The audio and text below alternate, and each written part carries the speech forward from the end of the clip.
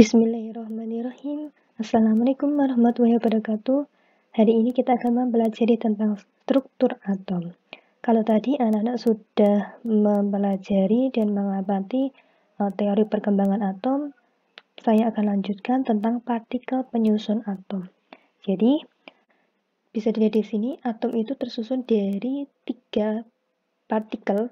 Ada muatan positif, ada muatan negatif, dan ada yang tidak bermuatan listrik.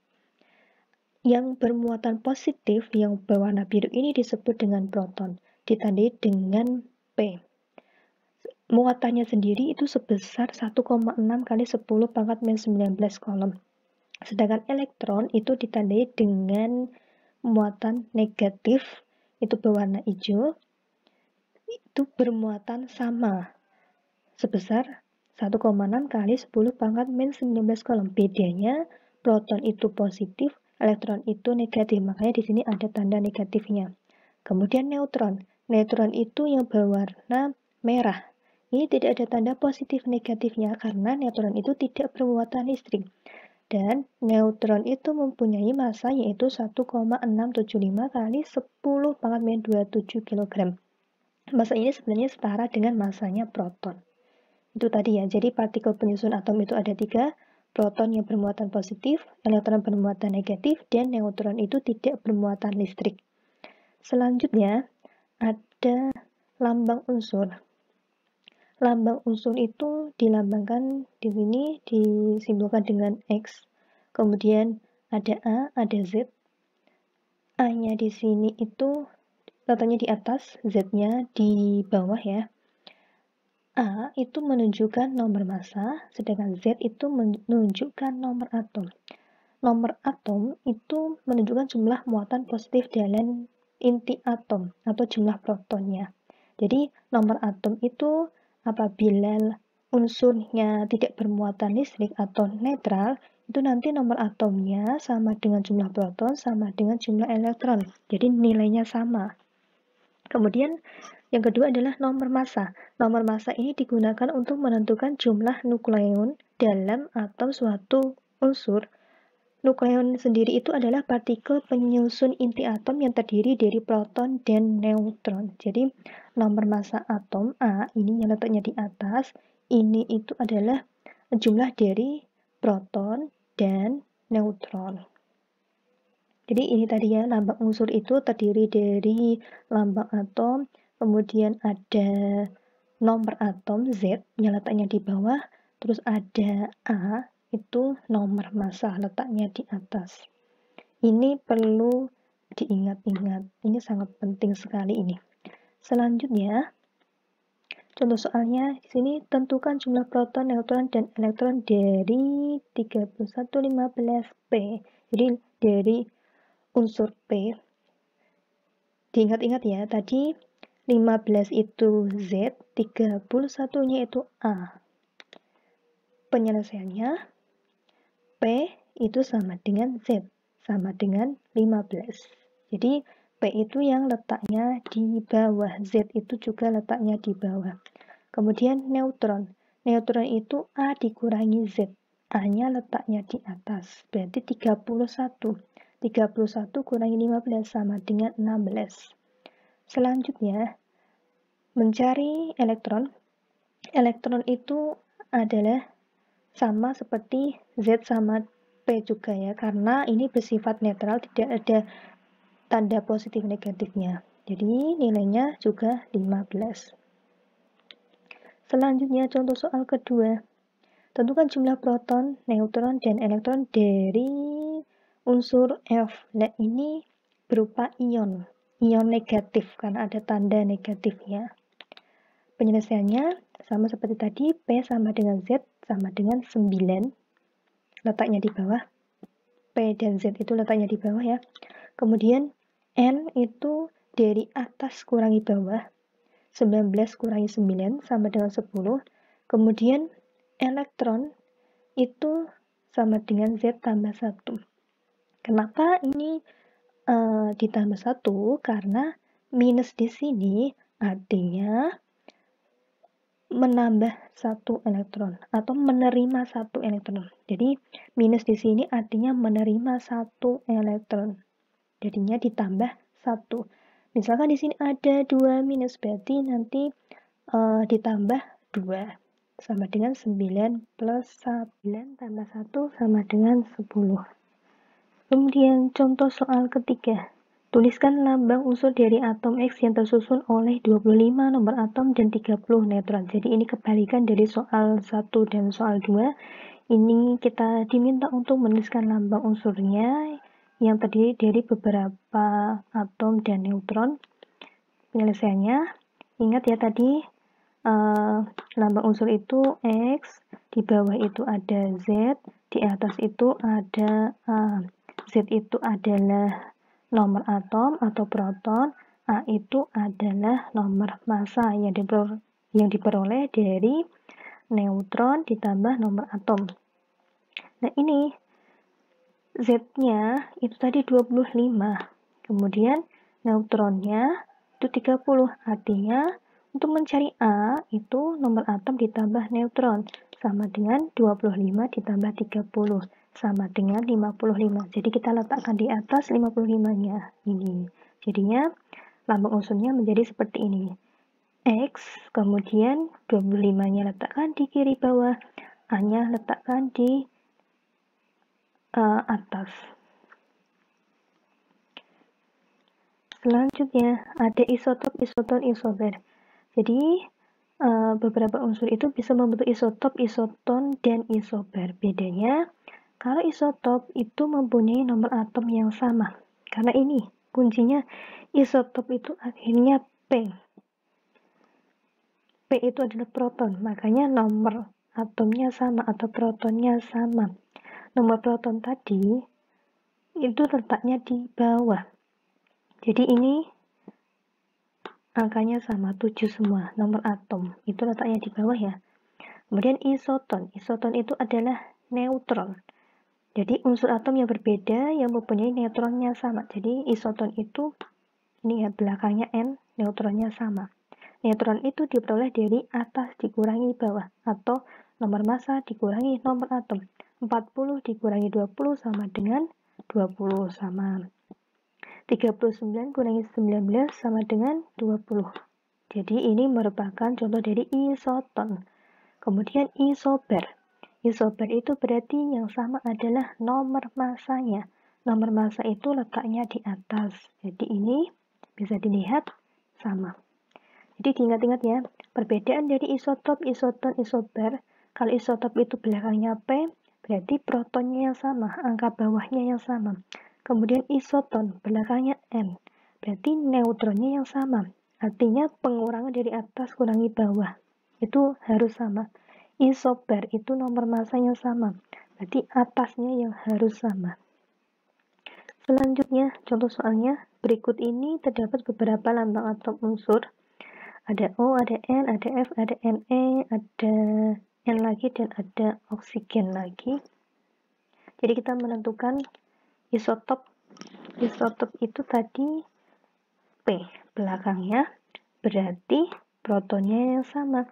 Proton itu letaknya berada di bawah. Artinya kita cari di antara lambang atom ini yang angka di bawah itu sama. Ini ya, ada N juga. Ini 7 dengan 7 sama. Kemudian isoton. Isoton itu N, neutronnya yang sama. Berarti kita harus melakukan pengurangan dulu. 16 kurangi 6, 10. Kemudian 15 kurangi 7, 8.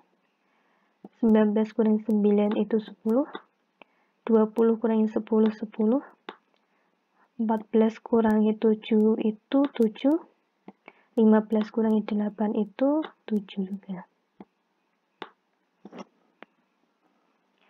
Kita cari yang sama, berarti ini ya, ada oksigen, ada fluor, ada neon. Berarti ada 3, 1, 2, 3. Ini jawabannya. Kemudian ternyata ada yang lain lagi, N dengan O. Selanjutnya, isobar. Isobar itu adalah nomor masanya yang sama. Nomor massa itu letaknya di atas. Yang letaknya di atas itu ada N, ini yang 15, dengan 15. Ini jawabannya. Selanjutnya, ada konfigurasi elektron. Jadi konfigurasi elektron itu adalah susunan elektron berdasarkan kulit atau orbital dari suatu atom. Itu dilihat. Kita memakai teori atom Bohr. Jadi ini nukleus itu bermuatan positif, kemudian ini elektronnya mengelilingi nukleus. Ini ada beberapa kulit, ada kulit K, L, M, N. Sehingga lambang kulit itu dimulai dari K. Jadi dari yang terdekat dengan nukleus dulu, kemudian L, M, N, dan seterusnya. Elektron disusun sedemikian rupa pada masing-masing kulit dan diisi maksimum sesuai dengan daya tampung kulit tersebut. Jadi, jika kulit pertama itu K berisi 2 elektron. Kemudian kulit kedua 8 elektron, kulit ketiga 18 elektron, kulit keempat 32 elektron. Selanjutnya, jika masih ada sisa elektron yang tidak dapat ditampung pada kulit tersebut, maka diletakkan pada kulit selanjutnya. Dan persyaratan terakhir, elektron paling luar maksimum 8 elektron. Jadi harus diingat-ingat, kulit pertama 2, kulit kedua 8, kulit ketiga 18, kulit keempat 32, dan masing-masing elektron pada kulit itu tidak boleh melebihi daya maksimumnya, dan juga elektron paling luar itu maksimum 8 elektron. Contohnya ini nomor atom atau jumlah elektron 1, berarti kulit di K atau kulit pertama itu 1. Kemudian nomor atom yang mempunyai elektron 3, kulit pertamanya 2. Jadi ini diingat-ingat, kulit pertama itu harus 2. Kemudian sisanya berapa? 1. Kita letakkan di kulit kedua L. Karena yang dibutuhkan adalah 3. 2 tambah 1 sama dengan 3. Kemudian ketika jumlah elektronnya 4, berarti kulit pertama 2, kulit keduanya 2. Jumlahnya 4. Kemudian nomor atomnya 11. Berarti kulit pertama 2, kulit kedua 8. Kenapa bisa 8? Karena kulit kedua itu maksimal 8. Kemudian 1. Karena 2 tambah 8, 10. Kurangannya berapa? 1.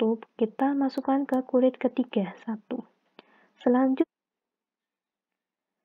Selanjutnya, pada nomor atom 18, itu berarti kulit pertama 2, kulit kedua 8, kulit ketiga 8, karena biar dijumlahkan hasilnya 18.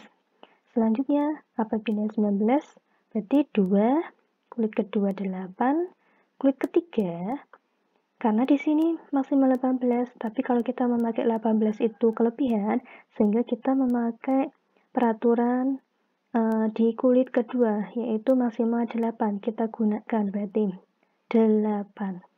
Selanjutnya di sini 1.